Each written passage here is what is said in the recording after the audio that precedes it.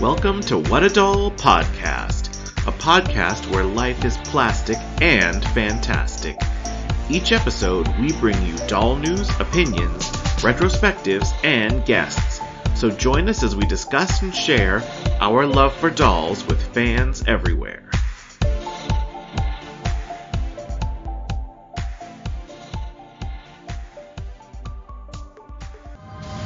Welcome, foolish mortals, to another episode of What a Doll. I'm your ghost host, Chris Canther. And I'm Terror. Oh, you sound like you have something in your throat. And we have a special guest with us today. We have, from the Jewel Writers Archive, the beautiful Ronnie Del Mar. Welcome to the show for the first time. Yay, we're so excited to Hopefully be I'll here. drag you on to hear many other instances. Drag me on to That's here. right. Shove you into the spotlight. I'm sorry, I just totally threw myself into the spotlight there. That's okay. I will step back to let your host start off the conversation. So it's been a minute since we've had an episode. It has. I know, it's very sad. Life kind of rolled over us, unfortunately. But we're happy to be back, hopefully a little more regularly now on, going forward. And, this episode, we go straight from Pride as our last episode to Halloween is this episode. Just a few month interval. Just a few Right. months. Nothing important in there. But Halloween and Pride can kind of go together. You can Exactly, still they're linked by dress the up. gays. Yeah. In the gay holiday calendar, it's Pride. Just slides to Halloween. Halloween is every day, though, or it can be. That's right. If you believe in it in your heart. That was on a sweatshirt I recently saw. It said every day is Halloween. Oh my gosh.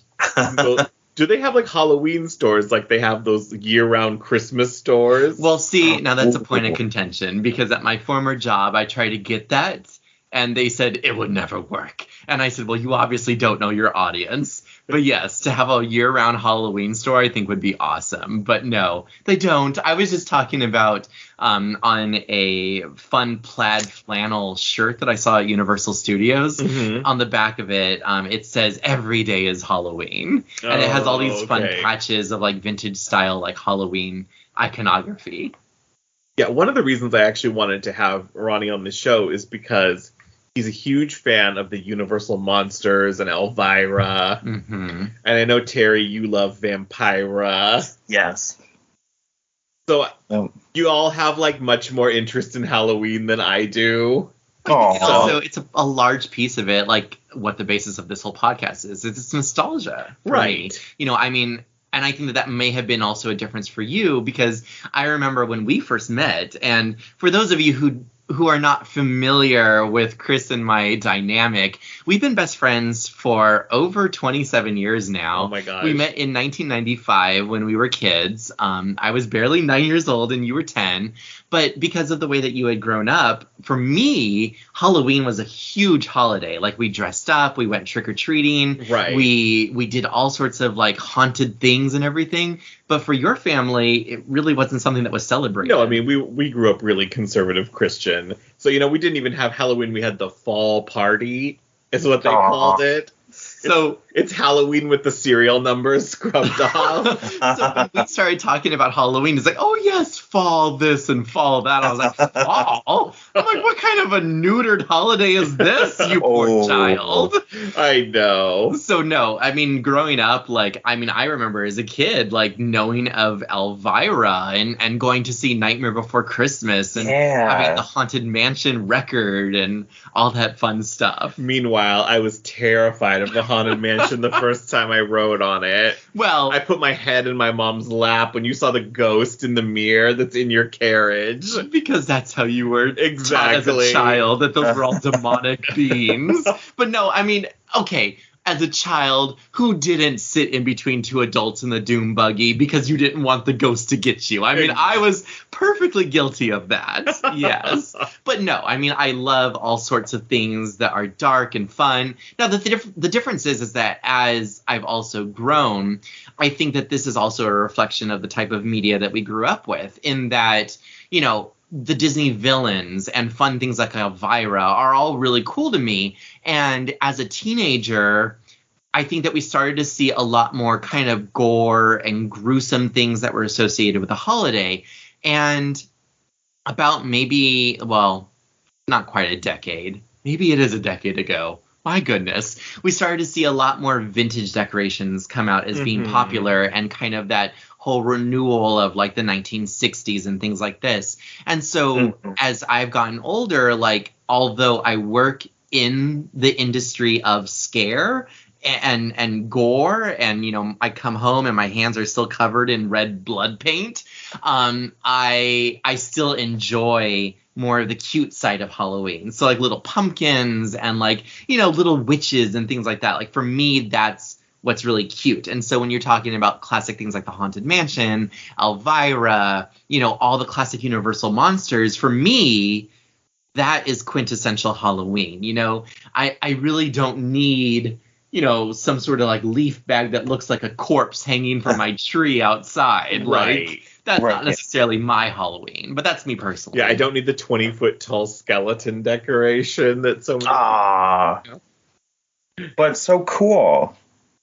I mean, it's great for them, but where the heck do you store that thing? Yeah, you're right. Bury it in the backyard to dig it up every year. Oh, that's a good idea. Oh, that saves you money on storage. Oh my gosh. That's for sure. Although you might scare the lawn guy, whoever comes and cuts your grass. But no, like, when you look at my house, I definitely think that it kind of looks like a 1960s party. Like, there's crepe paper everywhere. Oh, and there's going to be a vintage punch bowl with witches. You know, you say that, but I do, because I usually put out a punch bowl and I say, oh, it's blood, and it's, you know, just Kool-Aid. Oh my gosh. So yes, that's essentially my party. Don't you want to come? I'm ready. Yeah. So to back up just a minute, we wanted to talk a little bit about D23. That's a jump. Yeah, well, it's not that far back. No, I meant like we're talking about Halloween and we're going to D23. Yes. It's just because it was a recent event. Right, because it's a recent event that we went to. Well, do fans know what D23 is? Yeah, so D23 is the Disney biannual expo that they do every other year. It was supposed to be, I was going to go, the last one was supposed to be in 2020. And I was like, okay, I'm going to go. And then, of course, everything canceled. What happened in 2020? Who knows? Just COVID? Maybe I tripped and fell and then woke up 2 years later. No, the world is still not normal. So they announced they were going to be doing it again this year. We're like, okay, this is the time. Let's go. I mean, I've been going for years. Well, when you used to work for Disney, you would go. Mm-hmm. But it was the first time for me to go. I've always looked. I like those large Disney collector dolls. So I was like, okay, I'm gonna go. Maybe I can like get some of those dolls this time, like at the source. Poor foolish mortal. Poor unfortunate soul. Exactly. You didn't know or understand. No, I did not. So I think first we need to talk about D23. You have to talk about the exclusives and the virtual queuing system. So at D23, there's like 4 or 5 different stores or shops that you would have to get into a virtual line for, which sounds great, right? Like, I can just line up virtually and then enjoy the expo and then come back to the line when it's my turn. Right. You foolish mortal. I know. So the idea was that at 6 a.m. and 1 p.m., these virtual lines would open up and you could get into the line that you wanted to get into. Now, 6 a.m., you might have had a chance. But by the time you were at 1 p.m., trying to get in that line on spotty convention center Wi-Fi. By the time the page even loads, it's out. No dice. Like, so basically it's like you're choosing then, like, okay, for one, I'm going to go shop at one place per day is in effect what you're deciding. Like, okay, where am I going to go? And the first day we were like, okay, I was like, okay, look, it's the Disney like store one. They'll have the dolls there, right? So we picked that, not realizing there's a whole separate annex on like the third floor that has the exclusive dolls. Oh. That's like, and all these sort of exclusive merchandise. Okay. So we get to the store that afternoon. Our number finally comes up. And I'm walking through and I'm like, where's these dolls? Like, I don't know. I did see the new Frozen dolls there, the Artist series, which are based on the art of, I believe her name is Brittany Lee. I think you're right. Those are gorgeous. Like, if you're a little tired of like standard looking dolls and you want something that looks a little more stylized, those are really gorgeous dolls, and I'm hopeful that at some point they'll be releasing non-Frozen dolls in that style. They also had like the new Black Panther, like Shuri limited edition doll there. But like, if you wanted the others that are the highly sought after ones, no dice. So, suffice to say, in the 2 days that we were there, we never got into the limited edition annex line. So, oh well, I guess in 2 years from now, we can try again. Well, here's my thoughts on it. Is working, and here's a little bit of history of my own self, is that I launched the original D23. I was part of the crew that started it. I worked at the store that Disneyland was basically staffing. And at the time, I mean, it was 2009. It was the very first D23. Tickets were only sold to D23 members. As the general public, I don't believe that you could actually buy tickets. You had to be a member. You had to be a paid member. Right. As far as I know, and it could be wrong, but as far as I remember, that you had to be a member of D23, and that's how you bought the tickets. And they did not sell out the first year, which actually was a good thing, because what they ended up doing was they sold tickets to cast members, and they're like, yeah, if you want to go, like, you can go to this event and blah, blah, blah. And I was telling Chris, like, I went to the first D23 in 2009, and there were all these vendors, which were made up of local sellers selling vintage Disney stuff. So it was much more like an anime expo, or, something that's like Comic-Con. Like, it was a large fan-based made-up expo.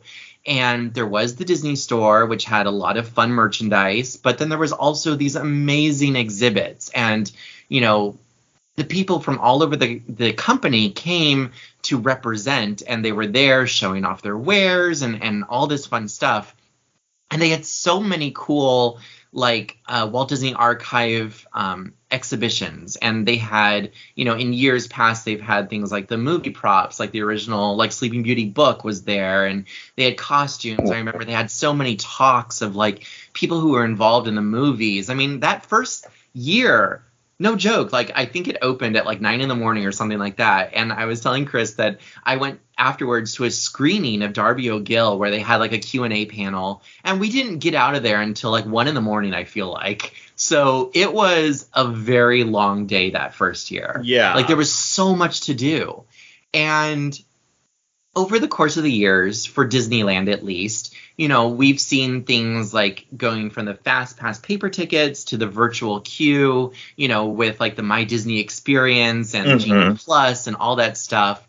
And so, even with like restaurant reservations, if you have that family who's visiting for the very first time, and they've saved all their money, you know, and it's their first visit, and they're visiting from Podunk, wherever. Like, they don't really know about some of these things. And so they show up the first day at Disneyland and like, oh, you know, I can't wait to go on Peter Pan, and then we're going to go to dinner, and then we're going to watch the parade. And, you know, they're so wide-eyed and bushy-tailed and just, you know, basically they're virgins to all of this, and Right. they don't really know.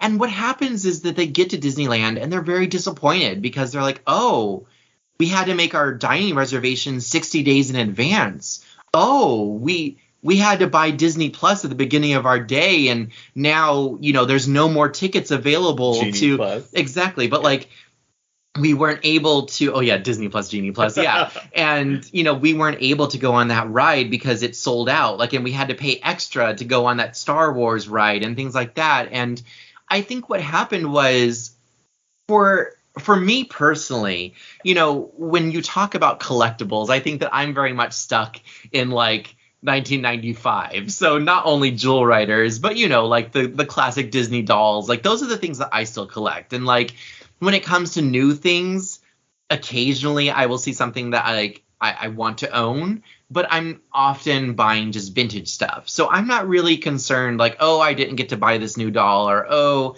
I didn't, you know, get to buy this one toy or whatever it is. So it's almost like Chris experienced what that family is experiencing without pre-planning. And this is even something that I was talking to him about. I was like, well, in hindsight, what we really should have done was you should have really investigated more. You should have been asking questions like to those people who are those fan sites who are posting constantly like, oh, you know, make sure to get your tickets to this, or the dolls are for sale in the annex, or you need to make sure to get your, right, you know, your reservation for this store. Like, it really requires a lot of planning. You can't just show up to these types of events and just expect to buy the doll. You can't do it. Yeah, it's like, I think it was like right before, it was like work, and then suddenly we were there, and I was like, I'm not ready. I mean, Terry, have you been to these types of events where it's really like you have to plan ahead? You can't just show up and just expect to buy something. Like, I don't know, have you really had much experience, or do you have personal feelings on things like this? I would totally be a noob going to D23 thinking I could get in line and buy a doll. I mean, I've been to comic conventions and stuff, but nothing like that. Even Mermagicon isn't like that. Mm-hmm. So no, I have no clue. I mean, now I kind of do if I ever go. Right, and hopefully, you know, those of you listening also know now. But it's like, maybe it's just the larger city conventions, because I mean, you know, there's definitely still toy conventions and places like that are outside of like New York or Los Angeles that you can go to and not need this type of preparation. But I feel like wherever there's a large concentration of fans that are essentially like the destination to go to, like whether it's Comic-Con or Anime Expo or D23, it's like it just requires a lot of planning. And at the end of the day, you know, we only saw like one panel. We didn't even get to go to that many panels because we were so busy standing in line to get into the store that we already had a reservation to. Right. You know, and shopping around and going to a few booths that, we only saw like two different panels. Yeah. So yeah, the lottery system also was how you would get into panels. Oh. So it was like you made these selections like, okay, these are the ones I'm interested in, and, you know, I guess light a stick of incense and pray. And you had to make those selections before you got to the event. Like this time around, it was only like, what, a week before? Yeah. But I know that their intent is probably, as this goes on, maybe it's going to become like dining reservations. You have to make your D23 selections six months in advance. I know. You know. I just did that where you wake up at 5 a.m. to make your dining reservations. But that's the sad thing. It's like you have to, you know, and maybe this is just speaking from the Disney experience, because at Universal Studios, but then again, they don't have, you know, any type of dining really experience that you have to do. But it's like you could still go to Universal and still arrive, and at least for like Halloween Horror Nights, if you pay to get the upgraded, they don't call it Gate A, the Express Lane or whatever it is, like, you know, if you pay for that, great. Like, you're going to probably be able to see everything that you want to see, but they're not to that point yet where you have to plan your entire vacation 6 months in advance. Right. Thankfully. That's crazy. Like, it reminds me of San Diego Comic-Con. I've never been there either, but I mean, I've heard horror stories. And it's changed a lot over the years. And I'm not like somebody who's never gone to a convention before. Like, I've been like a long-time Anime Expo attendee, which is like the largest anime convention in the United States. And it's like, and I've definitely watched it transform from something that was, you know, fun and pretty easy to navigate to like this unwieldy, like long lines and just kind of horror show. Horror show, because there is also a horror show convention. I'm sure. Midsummer Scream in Long Beach, California. They do it during the summertime, but it's when people like Cassandra Peterson and people like that come out and they do meet and greets, but also it's a chance for the like, for instance, for Universal Studios or for Knott's Berry Farm to kind of showcase like, hey, this is the stuff that we have upcoming attractions, you know, for Halloween season. But, you know, not just talking about the attendance, but also just the quality, because this was another conversation that Chris and I were having, is that, you know, conventions, as I was explaining, like, you know, with the first D23 versus what it is today, it's like even places like Anime Expo, where you started out, you know, you would be able to see really fun, unique actors and actresses come from, you know, whether it's Japan or wherever, and it was a chance to meet them and actually have a conversation with them. Like my brother had like one of his favorite artists literally draw in his sketchbook for him. Like, that would never happen now. Those guests are shuttled off like before they can ever talk to a fan. So it's almost like it's gotten busier and the quality has gone down, which you don't think it should be the other way. It should be like, oh, it's getting busier because the quality is getting better. It's like, no, the quality is getting worse, and not worse in the sense of like poorly run. It's just worse in that, like, it's not as unique. There's not as many fun experiences, essentially. In many ways, it makes me really grateful to the smaller conventions, things like PowerCon, where you can still like meet people and talk to guests. And there's still a lot of vendors at PowerCon and things like that, or even your local toy show. Like, I'm sure, you know, everyone kind of has that local toy fair where people get together. In Buena Park, this is something that Chris still has yet to go do, but there's a Barbie convention that happens. It happens maybe like 4 times a year. Oh, is that the Sherry's doll show? Sherry's I doll want to show. go to that so much. Oh, now I just gave away my secret story for anyone who's in the Orange County area. But yes, they meet in Buena Park, and you know, they have a doll convention where you can go, and even Garrett, who's associated with the Monster High, he was there the last time selling off some of his dolls, and I bought a doll from him, like, you know, and so it's a chance for me to be able to go and find those vintage dolls that I collect, you know. So again, it's like, I'm very grateful that things like that have not become, you know, over scheduled, essentially. It's like you think you're going to be getting the better experience going to the bigger thing, because it has more money behind it. It technically has more guests. But like, well, but is it the experience that you're hoping for? Right. And some of D23 was really cool. Like, they had a really great display from the archives for like different decades that you could see. Cool. Stuff from like Mary Poppins or Tron or Dick Tracy. And like, that was really cool. Or like stuff from the 30s from Snow White. Like, some of that was really cool, and like, or like tons of like Star Wars costumes or Marvel costumes or whatever, and it was just like, you know, I saw a man like doing the Yoda puppet. I'm like, that's so cool to see. But like, doll experience wise, it was kind of a bust. Like, like dolls wise, the exclusives were like a Hercules and Meg set, a 16-inch Giselle, a 16-inch Jasmine. Snow White. A 16-inch wedding Snow White with a little dopey, which was super cute. And I believe there was a Merida collector doll as well.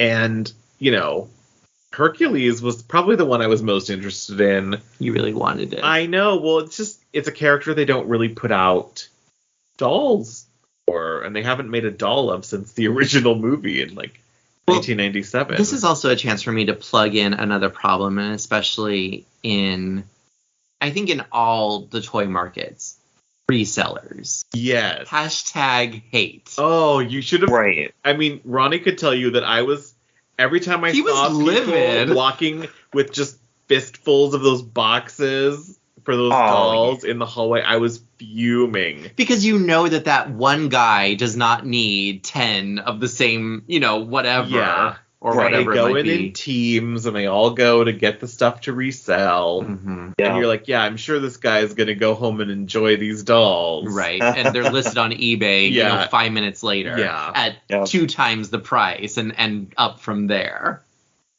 It's sad. Yeah, so, Yeah. I mean, resellers have long made the toy market this unbearable thing sometimes. I remember when the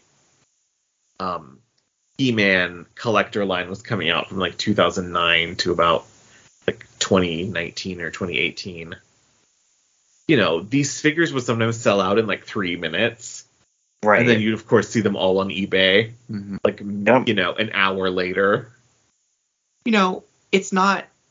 It is and it's not. I was just thinking about this.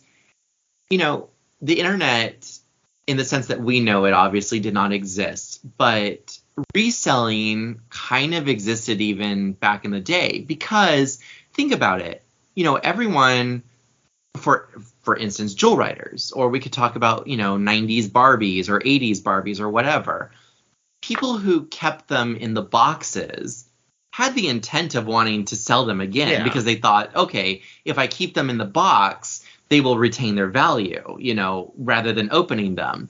So even though someone wasn't there in 1995 grabbing fistfuls of Princess Guinevere to resell on eBay, they did essentially hoard them to eventually one day sell them. And now, the thing is that pre-Jewel Writers Archive, you could buy the whole lot for a few dollars, and now people just think that they're, worth hundreds and hundreds of dollars. And also, eBay has created the seller's market for these people. Whereas before, you could have your holiday Barbies from 1985 to 89, and then you would sell them at Sherry's Doll Show. Mm-hmm. Maybe that's why I still like places like Sherry's Doll Show, is because it's very reminiscent of the old toy shows that you would have to go to in order to collect these toys.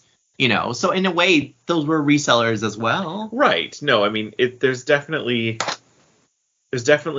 always been a market for reselling things. Mm-hmm. Just not to the extent that eBay and other... I mean, it's not just eBay anymore. It's also OfferUp. It's Amazon. It's, the Mercari. Any selling app, essentially, you can find, you have people selling their stuff. But it really has created kind of these monsters of people who just, buy up this stuff and that's their job. And then they turn around and they make a profit off of these people who just really wanted the toy to begin with. And it is very sad, and I get it that these people are doing it to make money, but it's just it's made it to be something that, for instance, this is the story. It's not really toy related, but I was talking to a Disneyland cast member about it. Over the summer, Disneyland brought back the Electrical Parade for what seems like the millionth time as a special It's been back more times than Cher's farewell. Exactly. Yes. So anyway, the point is that it was celebrating its 50th anniversary. And so they made all this 50th merchandise. And needless to say, it sold out almost immediately because, everyone wants to buy it to resell it. And one of the items was this Elliot popcorn bucket. And it lit up, and, it was very cute, and it kind of looked like the parade float. And when my boyfriend and I went to Disneyland the first time when the parade came back, we had heard about it. And he was like, oh, I would really like one of those. And kind of foolishly, I was like, oh, yeah, that would be fun to have. I should have known better. It's a popcorn bucket. It's a 50th anniversary thing. They're not going to have it. Everyone's bought it. So, of course, we go there, and they're like, oh, yeah, we just sold out. And we had a 2-day ticket that particular day. Well, we had passes, but we were going the second day. And And so we went the second day and like, oh no, we sold out yesterday. We never got them back in. And every time after that, when I went back to Disneyland, I would always say like, oh, did you guys get the popcorn buckets today? Like kind of like just like, oh, like, we're still interested in it. Finally, after the whole summer-long celebration, on the last day that it was still playing, I was in New Orleans Square, and by the Haunted Mansion, I saw it sitting on the New Orleans popcorn stand, and I went over to it, and I looked at it, and I'm like, oh, did you want to buy one? And that whole summer's worth of being turned away, constantly chasing this thing down, like, kind of all those feelings just came back. And I looked at it, and all of a sudden, that toy basically embodied this summer-long frustration of not being able to find it. And so what I said was, I wanted it all summer long, and now that it's available, it does nothing but bring back bad memories. And I was like, I don't want it anymore. And I walked away.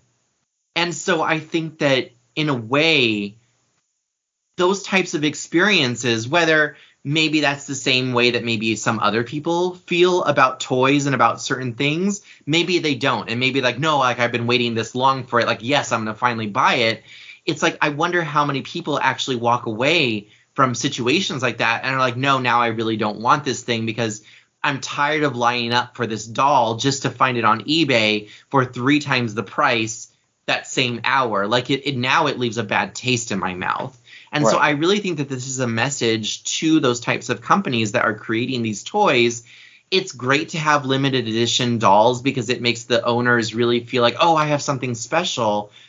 But it really is creating bad memories for the collectors. It's creating a negative experience. Now, maybe your experience, whoever's listening to this, is different.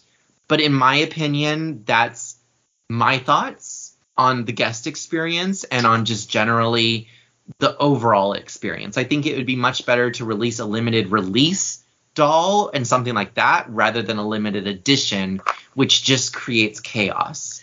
Right. It's like every time there's a limited edition product like this, you just know that it's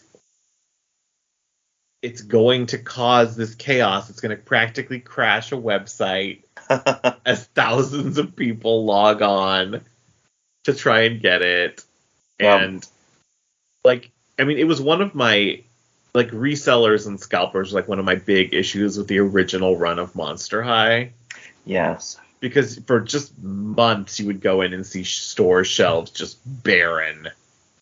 Except for the things that nobody wanted. Mm-hmm. And every time there'd be a new release, it was like, oh, well, if you found them, lucky you, because, you'd never see them again. Yeah, just like that damn C.A. Cupid doll. That was like a yes. Walmart exclusive. I think. I remember hunting for that a lot. I never found her in person. A friend had to buy her and mail her. Oh my gosh. Speaking of Monster High, was that going to be one of the dolls that we were going to talk about?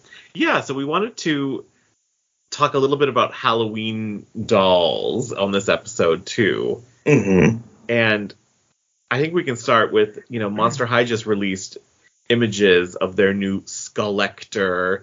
Skullector. Yes, exactly. Monster High loves them a pun. They sure do. Of the Bride of Frankenstein and Frankenstein dolls. Which is a conversation in itself for me. I'm just going to take this time to plug anyone who works, well, obviously this is Monster High, so it is Mattel, but anyone who works on the Barbie collector line, why have you not given me a Frankenstein, Dracula, or Wolfman doll? That's what I want to know. Because in the history of Universal Monsters, there have been a few toys that are made, and maybe it's the general demographic of it's more like action figure collectors. But aside from a Munsters doll, which is not quite Universal Monsters, there has never been Bride of Frankenstein Barbie, or Frankenstein's monster Ken, or anything like that. I want a Ken Dracula. I do. That would be cool. So sad. We went looking before recording, like, have they ever released a Universal Monsters line of dolls? And you know who has. It's the Jewel Rider's home. It's Kenner. Yes. Yeah. Back in the late 90s, they released a line. They had I think all of them. They did. As oftentimes, these whole toy lines, whether it's the reaction style figures or, little action figures, they do release the whole set because, like the Disney princesses, the monsters have all kind of been clumped together to make this universe. Yes. But it's just weird that there's never been like a Barbie collector release of these, like of all of the icons. I mean, I remember that there have been Universal Barbies. Like I remember that there's been like the birds, and I want to say that there's been other Universal type of properties made into Barbie. Well, they did Scooby-Doo Barbies. They did do Scooby-Doo. Oh, yeah. That's like Warner Brothers. It's not Universal. But, so it's like, I just don't know. Like, I do wonder why that this hasn't, happened. I mean, interestingly, this Bride of Frankenstein and Frankenstein are official licensed from Universal Productions, though, which I thought was really cool. Not something I think I'd seen Monster High do before. Because Monster High was kind of an original idea. Monster High was Mattel's original idea, although I believe they did license it again with that collector Draculara that they did in the style of the Bela Lugosi Dracula. They even used the background for her. Yeah. Because she's in that same costume. Yeah. She's in the, it's all the same colors and. So, right. I mean, maybe Monster High will have a few more. They even used the classic Universal Monsters logo as well when they were advertising it too. So it looks like maybe that was the test. This is actually probably what this is that it's a line. Like they started with Dracula and then they did Frankenstein. So potentially the Mummy or Wolfman is next. Yeah, I mean, and they have all the characters to do it, should they desire. I mean, they're all based on the classic monster characters. You have the creature from the Black Lagoon is Laguna, of course, and Dracula, Claudine for the Wolfman, and. It's funny. We were just talking about how you guys went from Pride to Halloween, and I'm just looking at the Monster High Instagram right now, and they have a couple of Pride posts where they have on the heels of Frankie over here, they have the rainbow colors, but also including the transsexual, pansexual, bisexual, even bear over here. And it's funny because also in the new release, didn't they just change the way that one of the Frankie is now a non-binary character. Yeah. Which I thought is very interesting, and it's the right character to do it with, right? Because she's newly born, basically. Or I guess they are newly born now. Oh, right. Yes, Frankie is still Frankie in my brain is still a girl from the original release, but in this one, she's a they. She's a they. They are they. Yeah. No, it's very fun. I like generally how they've updated the line for new fans. I think as anyone who was a fan of an original version of a property, I try to have learned from the Masters of the Universe people and not be mad when they update a property. Or are we talking about She-Ra?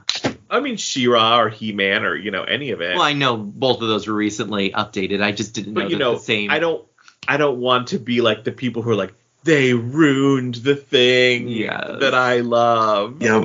Your childhood is ruined. Your child is right there. Yeah. Like these just debuted, no? Yeah, these are brand new. I know. They came out the 1st of October?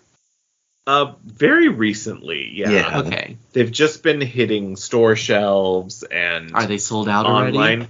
Surprisingly, no. Okay. Yeah, no. You know, giving me a warm feeling in my dead heart. I think you were also mentioning that you recently picked some up. Yeah, I picked up the new Clio and the new Deuce. They were my favorites from the original line. I love Egyptian and Greek mythology, so they've always been my favorites. The other ones are cute and fun, but I mean, as somebody who has so many of the original Monster High dolls still, I'm like, I'm good. I'm good. Like they're fun and they're very cute, and I'm very happy for people who love them. Mm-hmm. Carrie, what's your thoughts? Like I fell hard for the first Monster High, and I kept up with it for like the first maybe 2 years, and then year 3 they were just releasing too much, too quick, too many characters. I'm happy it's back, and I'm happy like for new collectors to discover it, and for maybe like old collectors to get into the 3rd generation of it. I looked at them at Target on Sunday. They're nice, and like I totally see like the nostalgia in it from back when, but I'm not gonna get them. I think I'm too far gone. Not that I'm too good for Monster High. I just don't want to fall down that rabbit hole again. Yeah, that's what I kind of told myself too. I was like, that was a very long collecting phase for me. Yes. Original Monster High. I spent a lot of money. Right. I sold a fraction of them that I'm, cool to part with now, but I still have a bunch I need to list on eBay. I sold most of mine. I don't regret doing it. When I was at Target, though, and actually Adam Weatherly, I don't know if he listens to this show, but people probably know of him in the doll collecting world. We chatted real quick, and like he said, looking at them, you kind of get that wave of nostalgia all over again, and like you're briefly happy. Just briefly, huh? Yep, like just for a moment. It's like looking at a Hershey bar when you thought it was elegant chocolate from Europe. Ouch. Poor Hershey's over here. I actually love Hershey's as a nostalgic favorite. I don't. For if you're making a s'more, it's got to be Hershey's. Well, I'll tell you why, because I only like dark chocolate, and Hershey's does make a dark chocolate, which is okay, but usually it's milk chocolate. I do like their special edition dark chocolate. Usually it's wax chocolate. Exactly. It's funny that you were talking about, without being sassy about it, but it's like that, it's kind of like a temporary kind of like, a hit of nostalgia. I think that's the thing though about a lot of these properties, and as you were talking about with She-Ra or He-Man or whenever a property is kind of reintroduced, even the Disney princesses, it's that you have such a tight emotion to the original design of the characters, to the original story, to the original media, whatever it might be, that when something new comes out, a lot of times, whether we tell ourselves we're not going to act that way or whatever, but you just can't help but feel like, it's not really my version of it. That's just natural. But the thing is that they're also doing it to find a new market. And as we've learned, if you have a company that continues to support and to release a particular brand, a particular, IP, then that's good and it helps the brand stay alive. But it's when, like Jewel Riders, the IP dies or the company no longer releases it, then all you have are old fans, and you'll never have new fans because they didn't grow up with it, being in the stores. They didn't do this unless you have some child that is, actively looking for 1990s toys, on the internet. They're never going to reconnect with it as a new property. And these companies have vested interest, of course, in trying to make their hits evergreen. Mm-hmm. Like Rainbow Bright, Care Bears, yeah. Barbie, like all those things. Yes. I think Monster High is just the latest thing that's trying to get its evergreen streak on. Well, I think also, again, it's Mattel. That's Barbie's home. And as much as I hate to say it, of Barbara. Exactly. What's her full name? Barbara Millicent Roberts. Thank you. Yes. Miss Barbara over here. But what I was going to say is that, you know, as sad as it is to say that it just seems like a lot of kids are not connecting with Barbie. And so I think that Mattel also saw, hey, we have a pretty profitable IP on our hands. Let's not let this die. Like, we need to reinvigorate it. As you said, it's not even been 10 years yet, has it? Well, no, and this is the third generation of these toys. Wait, when did it come out? In 2010. Oh, so it has been 10 years. Yeah, it's been 12 years. Yeah, okay, so it's already been 10 years. So... I can't remember when Generation 2 came out. It was pre-pandemic. Oh, yeah. That's a perfect time for it to come out, right? For it to just die. But it was definitely like Generation 2 felt cheap in a way that this doesn't. It felt like a cheaper version. Well, maybe that's why they redid it so quickly after. And I think that's probably why there's like, you know, sometimes the generations of a toy line will be like, you'll look back and you're like, oh yeah, that was just a cost cutting and lots of molded clothes and all of that. Molded clothes? What kind of a toy line would have that? I know. Certainly not Tool Riders. Point of contention for me. But yeah, I'm looking forward. I'll catch the new live action movie. I've heard from one of my friends that it's very Disney Descendants-ish. Oh, okay. And I'm like, and I think both good and bad ways. And, you know, speaking of Disney and Halloween and everything like that, just as a quick side note, Chris and I started watching Hocus Pocus. I don't know who's listening, you know, if you guys have already watched it. But, again, talking about gay pride over here. I know. I think, like, this movie has been kept alive by the gays. Oh, yeah. Much. I mean, Bette Midler over here and Sarah Jessica Parker. I know. Right. I mean, like, we looked up, I'm like, Bette Midler is 76. The same age as Cher. Right. Can you believe it? I know. It's fun. I mean, I'm looking forward to finishing it a little later tonight. We just started. We haven't finished it yet. And it's really fun to watch them go back and re-inhabit those characters like 30 years later and still, like, for the most part, be on it. I thought that the children actors did quite a good job at the beginning, kind of, you know, emulating the character and mimicking the actresses. Who played the Sanderson sisters as children. Yeah. They did a good job. I wonder if the older ones were there to coach them. Oh. Maybe. That's actually a good idea. But if you like Hocus Pocus, you may or may not like the sequel. Yeah. It's kind of like Generation 3 of Monster High. You may or may not like it. Right. It's kind of the same thing. Yeah. I've seen mixed reviews too. Most people, at least on my Facebook feed, most people have liked it.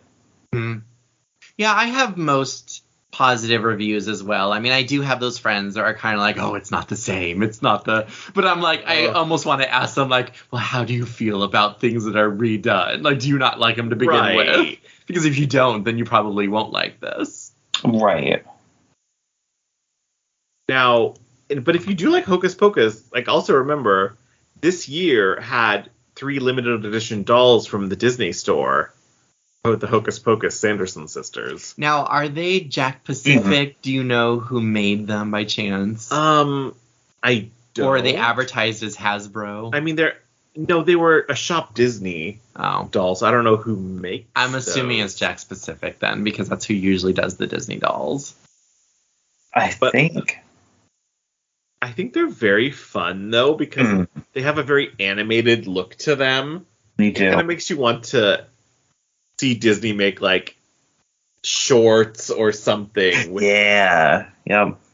Like, animated shorts would be so fun. Well, I think depending on how successful this is or isn't. Meanwhile, you got Midwest mothers crying out and saying that it's Satan's work having their children watch Hocus Pocus. Oh, I know. I mean, I saw that, and it's just, you know, it's the same vein of Satanic Panic.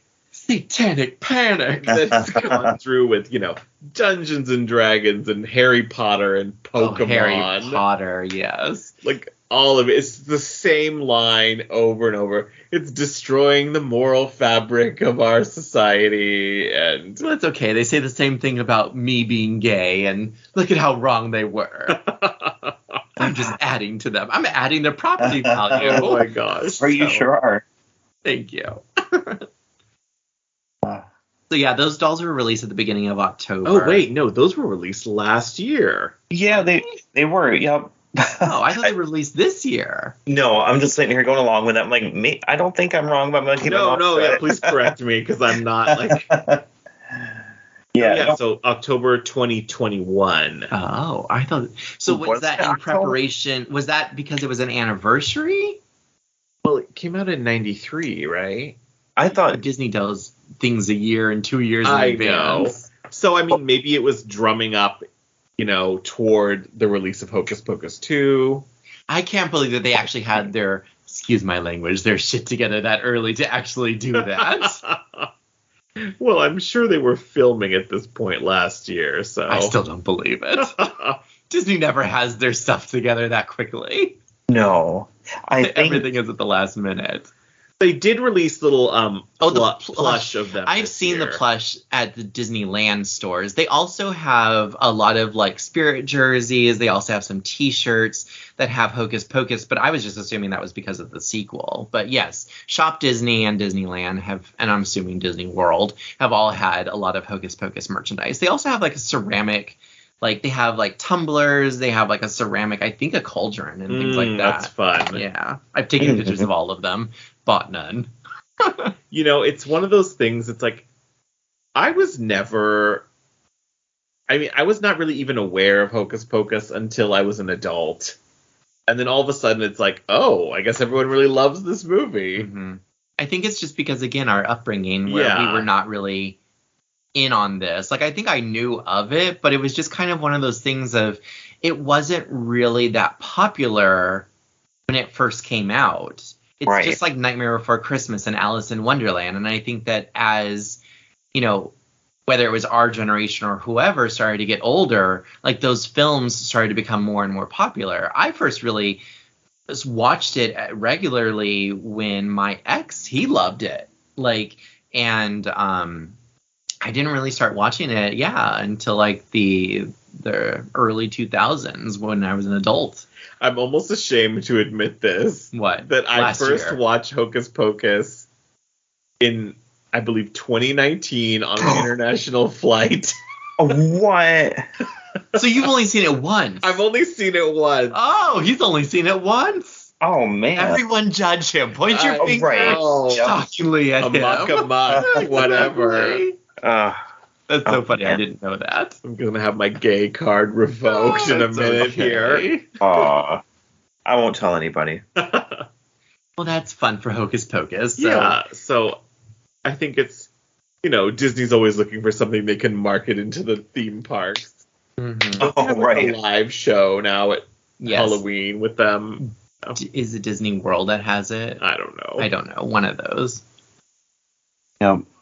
And then, so after that, we have the new Hallmark Barbie ornaments that... Oh, we're going to Christmas now. Well, kind of. It slides into Halloween, not Thanksgiving. There's no Thanksgiving. There is no Thanksgiving. What? It's stuffed Barbie. She just sits at a table.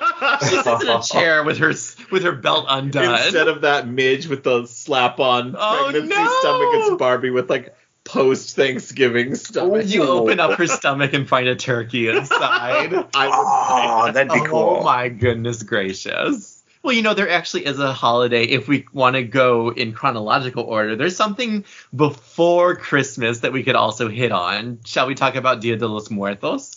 Yeah, so Barbie has a history now for a few years of making Dia de los Muertos dolls. And they had a new set this year. Mm-hmm. They have a Barbie and a Ken. There's a Barbie and a Ken. Looks like they're about $80 a piece. Oh, no way. Yeah. Each? And then there's one with the Mexican designer Benito Santos. But these aren't they sold out? Let me go. The Santos one is, but the other two appear to still be available. Oh, okay. It's very handsome. Yeah, they're very fun. I like the face painting on them. There's a lot of nice stitched detail in the jackets they have, which is, something that I feel becomes a little more scarce these days with even collector Barbies, to get that nice stitched detailing in there. That's why the price point's the way it is. It's $80. I know. Yes, because there's a lot of the embroidery. Because I look at her skirt and I'm like, that looks printed. That looks all printed. Not on the special edition one, though. The $100 one, I think that's all embroidered. Wait, are we talking about an ornament or a Barbie? No, like an actual we're looking at the actual Barbies. That's the lead-in. Oh, okay. That's the lead-in for you for your ornaments, is that they also have a Dia de los Muertos ornament as well, don't they? Yeah, so they have the Barbie and Ken set they have as Dia de los Muertos ornaments on Hallmark. They're $70. And they're $70 for the two of them. Damn, so for $10 more, you can buy an actual Barbie or Ken. Yes. But only one. Oh, this right. one you get both This of them. one you get both, and they're 4 inches tall. They're Happy Meal Right. size. Oh. Wow. Okay, now we can go into Christmas, since we're talking about ornaments. Yeah, so you were mentioning, Terry, that one of our favorite 90s Barbies has an ornament this year. Yep, totally hair Barbie. Totally hip, totally cool, totally hair Barbie. Ooh, Yeah. Is that the jingle? I think so. And we just laughed when we saw it. I'm totally gonna get one though. Yeah. Because she looks like one of those McDonald's Barbie toys with the plastic hair. Yeah. That like holds the figure up since it's so long. It would be funny if that were like. I wish it went to the bottom of her feet so it could hold her up. Oh, that'd be cool. Then you would just put her on your shelf. Exactly. Then I could just hoard her. You wouldn't even put her on the tree. It's funny because I look at these things, and similar to the McDonald's Happy Meal toys, it's like a part of me is like, I want these to have hair. But then I think that maybe having hair would make it look cheaper. I feel like hair would get real ratty in your holiday storage box. Probably. But I'm just saying, especially the fact that it's, totally hair Barbie. You'd think that she would have some sort of hair feature, but it's okay. Or come with a comb, maybe. Or the hair gel. Oh my god, if she came with a little hair gel ornament, that would be amazing. They also have some other holiday Barbies as well. Yeah, so there's a ballerina Barbie that they have available as an ornament, as well as the mermaid Barbie with light. Mm-hmm. So apparently she must light up. She's very pride, rainbow colors. I like her a lot. There's the classic holiday. Yeah, they have the holiday Barbie ornaments, which they have white and African American versions. Black. We just say black nowadays. Okay. That's the PC word. And they have dresses that look like poinsettia leaves, which are very cute. It looks very Tiana-like. It does now that you say right. that. Yes. Yep. Red Tiana dress.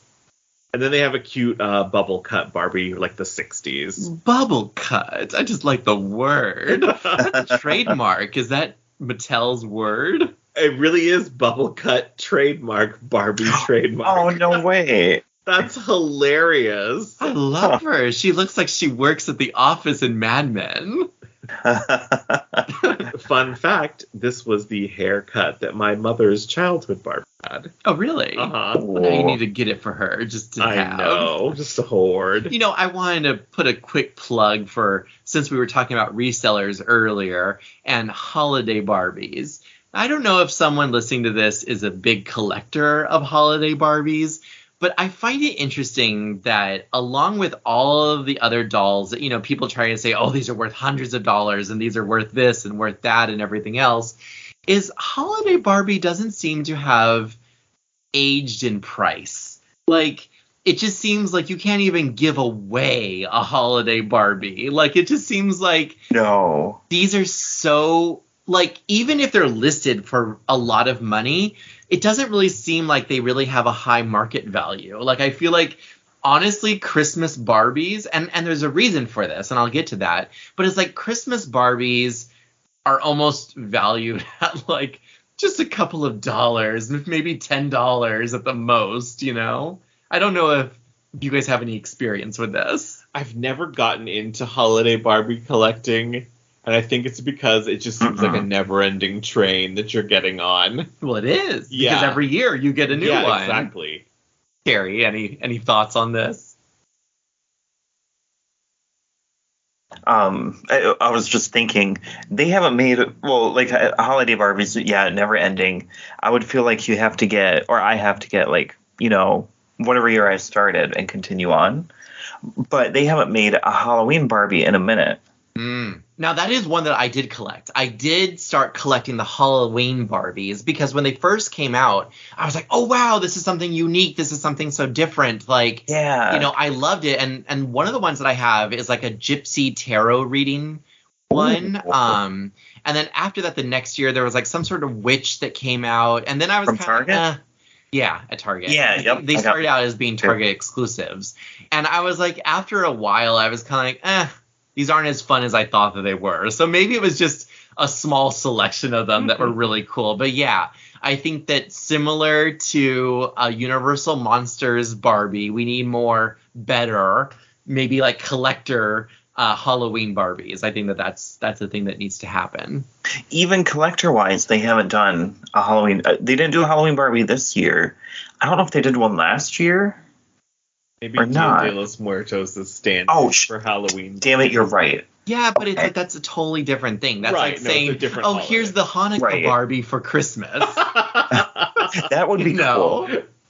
So what I was going to say was, as far as like, you know, the Christmas holiday Barbies, it's that when it comes to things like those, I feel like, and you can also lump in like pink label Barbies and things like that. I think that most people bought these with the intent of, I will one day reap the benefits of hoarding this. I will like resell it. Just like all the people who bought the Death of Superman comics. Mm-hmm. So it's that at the end of the day, everyone bought one. Yep. Everyone kept it in its box. We sure did. No one opened it. And it's like, and so now they're a dime a dozen. And that's really the reason why the play line of any doll is actually worth more, because those are the ones that the kids usually did open. Those are the ones that the collectors did buy to, you know, sit on their shelf. And that's why I think it's kind of funny is that your, you know, just run-of-the-mill, you know, open edition, you know, play line doll is actually worth more than your collector Barbie. You know? Yeah. Sure. It's like people who want like a vintage He-Man figure are going to be hard-pressed to find one that's in the box. They were kids all opened those and threw them in the sandbox. Yeah. But that's also why people love them, is because they have that connection with them. Girls took their Barbies out, cut their hair, and I never cut my hair, but yes, dressed them in homemade clothes, and you know, good luck. Yeah. At the end of the day, they're toys. They're toys for children to play with. Mm-hmm. It's like I was at a bookstore recently, and there was it was a vintage book, and some child had gone in and cut out the characters in these books, so there was like holes where characters should have been. And I kind of looked at it, and I'm like, how dare you like that book? How dare you cut that thing out? Like, don't you know that this was meant to be hoarded and bought like 30 years from now? Oh, I would be mad because I would never do that to a book. But yeah, so it was just funny because it was like, okay, like, you know, this child really enjoyed it. It was like a 1960s book. Maybe this is something that they did in the 60s. They cut out characters and pasted them into stuff. Exactly. Yeah, they made a paper doll and they pasted them to like cardboard or something. I don't know. Yep, you're right. Is that our Halloween lineup? I think so. That was so fun. We talked about We talked a little bit about vintage things. We talked about new things. We talked about movies. I know. We talked about not even Halloween, Dia de los Muertos. And we talked about Christmas. And Christmas with ornaments. Well, like I said, you have to be prepared. So everyone who's listening to this is now going to be next already on to Christmas. So you got to go out there now and buy your stuff before it sells Hallmark's out. Been selling some of those ornaments since July. Well, that's Christmas in July. Yes. We've celebrated that at Jewel Writers Archive a little while when we used to put out things about the toys and whatnot. Mm-hmm. So yes, it's pre-planning. Yeah. Any final thoughts on Halloween, Terry? Oh, let me think. I think we covered everything. Let me ask you this. Okay. Because since we're going to talk about Halloween. First question is, do you have a most memorable costume memory that you dressed up as? And second is, what is your favorite Halloween treat, whether it's a candy or a homemade treat? So that's going to be my questions. Do you want me to come back to you, or are you ready? I kind of think I'm ready, but come back to me. Okay. Chris, are you thinking? Oh, I didn't dress up that many years to go trick-or-treating. Well, if you could have dressed up, what would you have gone as? I probably would have bought like a Star Wars costume when I was a kid. I have photos of me as a cowboy, which if anybody knows me is very not me. That's not you. That's so cute though. But as an adult, I did dress up once in high school as Phantom of the Opera. Ooh. Once at my job as Harry Potter with the robe from Universal. What about treats? And treats, wait, is it like a packaged thing? No, it could be anything that's homemade, like I said, or at the bakery or whatever. Like pumpkin. I mean, I like pumpkin pretty much everything. He's kind of basic. I'm kind of basic. Like, give me a pumpkin spice latte and a pumpkin scone. And I do love pumpkin bread. Pumpkin bread with chocolate chips. Okay. Yeah. Perfect. Terry, are you ready? I think I am. Go. So I dressed up as Batman twice. I love it. Way back when. Oh shoot, I must have been like kindergarten or first grade. Had the that plastic like onesie with the what kind of like I don't know, some type of hard mask that would like crack and rip really easily. Yes. And then that's probably my favorite child costume I can think of. Adult would be Julie Newmar, genderbank Catwoman. For Halloween. Oh my god, that's amazing. Yeah, I had to piece that one together. I'll have to find a picture and I'll send it to you guys. Why Julie Newmar and not Lee Merriweather or Eartha Kitt? Oh. Talk like this. I shoved on Holly Berry Catwoman. Oh my gosh, yes. Well, all you would have needed is leather pants and a vest. Right. Oh, that would have been good. We were doing a group costume, and my sister was Robin. Her husband was Batman. A few other people were a few other characters. And I was like, oh, I'm going to be Catwoman. But you know what? I take it back a little bit. Maybe... Okay, I have a third favorite costume. Nightcrawler, because we dressed up as the Uncanny X-Men one year for Halloween. As an adult. Paint yourself blue. I painted my face blue. Okay. And dyed my Were you hair in a black. Leotard? Yes, it was a one piece from some Chinese website. It didn't have a tail or something. Probably. It held together pretty well. Oh, nice. Favorite treat? I like homemade Rice Krispie treats. I haven't had one in a minute. Oh anything in it, or just classic plain? Oh, classic plain. Okay, because people love, putting like M&Ms or other razor blades. Of it. Not razor blades. You did not have to take it there. Yo, people are too broke. People are too broke. People are too broke these days to be putting drugs in candy. And what about you, Ronnie? Yeah. So I'm going to say, I'm going to start off with a treat. Okay. So the thing that I loved, and I cannot find it anywhere are just basic, like, orange sugar pumpkin cookies. So they're cut out to look like pumpkins, and they're food colored orange, and it's just like a sugar shortbread cookie. Ooh. It's not frosted. It's not frosted. It's not those that you find at the grocery store. It's a hard cookie, and it usually was like covered in orange sprinkles. Okay. Okay, I think I know what you're talking about. I think I do too. But I've gone to grocery stores in the recent years, and I cannot find them anywhere. And I tell people, I'm like, oh, you know, it looked like this. And they show me those, like, sugar cookies that are frosted. I'm like, no, not the frosted ones. I'm like, It's a hard cookie. Like, it used to be sold in, like, boxes. Like, just boxes. And, yeah, no one has them. So, anyway, that would be my my treat. I love them. I just love them. There's a chance to make money. If anyone knows where you can find them, please let me know. Like, it might just be something as easy as, like, a food for less, but I still can't find them anywhere. So, dressing up, my first story is a horror story. So, similar to Chris, like, my parents did not know who I was. And so, the worst costume that I was ever given was a wrestler. They made me be like a WWF wrestler. Oh, and man. It's just like, I wanted to be Ariel or Barbie, and you put me in this muscle thing. It was horrible. And they made me go to school in it. And I'm like, this is not me.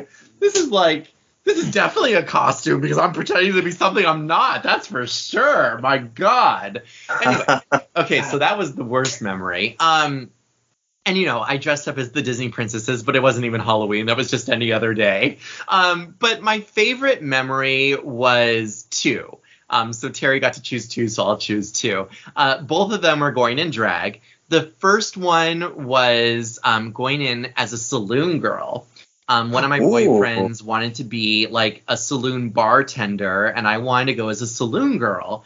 And I don't know if you guys post this with pictures at all, but I could definitely send you guys photos. Would you like us to share? Exactly. I was going to say, I could share these photos. So I went in, it's kind of like a French can girl, but I did it up to kind of look more like a saloon girl. So what you're saying is you wanted to look like Angela, the dearly departed Angela Lansbury in The Golden Horseshoe. Yes. Essentially at Disneyland, yes. And I had the Harvey Girls movie. I had the boots, I had the stockings, I had the big feather in my wig, like, it was amazing. The second one was because I love the 80s, and it was starting to become popular. I talked another guy that I was dating into going as an 80s couple, and he was a fashion designer, and he made me a skirt so that way I could wear, and it was this green, like, plastic-looking skirt that was like pleather, and I wore that with this really cute, like, Flintstones, like, 80s-looking shirt. We kind of cut it up and made it like kind of like off the shoulder. And I had this big 80s hair wig, and I had these hot pink stilettos, and it was just my favorite thing in the world. And he went in these really cute like suspenders and had all these 80s buttons on them. So both of these were original characters that I kind of made up in my head. So I think that for me, yeah, it's kind of like I wanted to go as something original that I made. Like, it was my own character. So that's my memories. Oh. Yeah. Chris, do you have a psychic costume? In your normal lives far more than I ever do. Yeah. What were you saying, Terry? Oh, do you have a psychic Halloween costume? Like a have costumes in general. Oh, I mean, like, I mean, Harry Potter and the Phantom. Probably my favorites as an adult. Okay. Yeah. Not the cowboy. Not the cowboy. Again, trying to be something that you're not. Yeah, very not me. But it did have a really cute, like, horse head on a stick. Oh. I remember. Now tell me, were you 6 or were you 14? Oh my god. Pretty sure it's the lower end of the age range. Okay. Oh, how funny. It's been fun to talk about history of Halloween, like toys and all that fun stuff. I mean, history is, I guess, history was 1990 because we talked about the Universal monsters. I of know. Course, we talked a little bit about the decorations and the way that they changed over for Halloween. So, if you enjoy Halloween, listeners, tell us, what's your favorite Halloween toy? Yes. And what's your favorite Halloween costume that you've ever worn? And Terry, if they want to find out more from you, where can they find you? Everywhere. You can find me at you can find me on Instagram at merman_ter TERTER_B. You can find me at the Merman Podcast, _Merman_podcast. And you can find me on Gem Boys. All you have to do is search Gem Boys and it should pop up.